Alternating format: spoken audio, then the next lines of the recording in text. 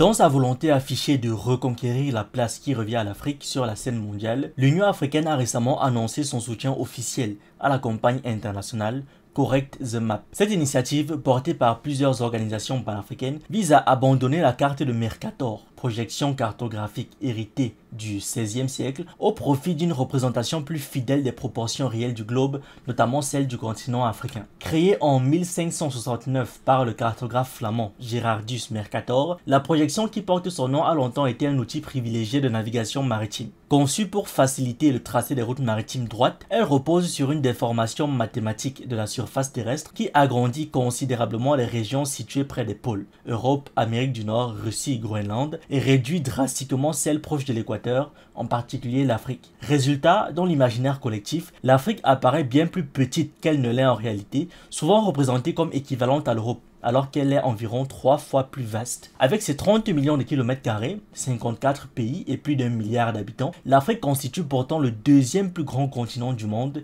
derrière l'Asie. C'est cette distorsion visuelle devenue au fil des siècles un standard dans les manuels scolaires et les atlas que les initiateurs de la campagne dénoncent comme une forme de désinformation cartographique qui contribue à marginaliser l'Afrique dans les esprits. Pour y remédier, la campagne Correct the Map propose l'adoption de la projection Equal Earth, développée en 2018 par les cartographes Bojan Savric, Bernard Jenny et Tom Patterson. Contrairement à Mercator, Equal Earth préserve les surfaces réelles des continents et des pays, tout en offrant une vision plus harmonieuse et plus équitable de la planète. Cette projection se veut à la fois scientifique et symbolique. Elle restitue à l'Afrique sa véritable taille et sa centralité géographique, rompant ainsi avec des siècles de représentations biaisées qui ont influencé les perceptions, l'éducation et même certaines politiques internationales. Pour Selma Malika Haddadi, vice-présidente de la Commission de l'Union africaine, il ne s'agit pas simplement d'un débat technique sur la cartographie. La carte de Mercator n'est pas une simple carte. Elle nourrit l'illusion que l'Afrique est marginale alors que notre continent est un acteur central du monde. Ces stéréotypes ont façonné l'éducation, influencé les médias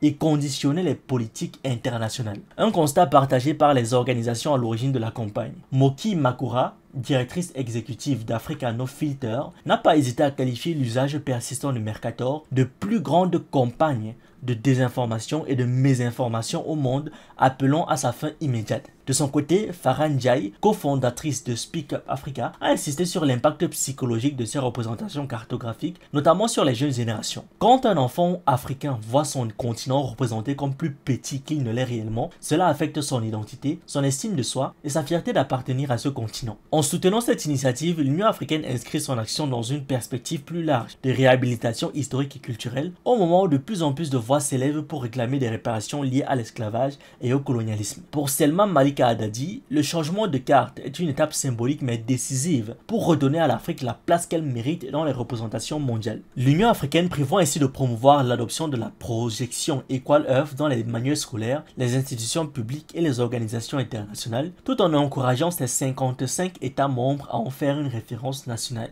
La campagne Correct the Map a déjà franchi une étape importante en soumettant une demande officielle à l'organisme géospatial des Nations Unies, l'UNGGIM, chargé de coordonner les questions cartographiques à l'échelle mondiale. Le dossier doit être examiné par un comité d'experts avant une éventuelle validation. Si cette réforme venait à être adoptée par l'ONU, elle pourrait marquer un tournant majeur dans la manière dont le monde conçoit ses propres représentations spatiales. Plus qu'une simple question technique, c'est une bataille de perception et de reconnaissance, celle d'un continent longtemps marginalisé dans les cartes et les récits et qui entend désormais imposer son image réelle au reste du monde. Merci d'avoir regardé cette vidéo, n'oubliez pas de liker, de partager et de donner votre avis en commentaire. Vous pouvez aussi nous suivre sur nos différentes plateformes Facebook, YouTube, TikTok et surtout sur le réseau social africain d'Iba World, disponible sur Android et iOS. Pour ceux qui le souhaitent, vous pouvez aussi rejoindre notre communauté WhatsApp.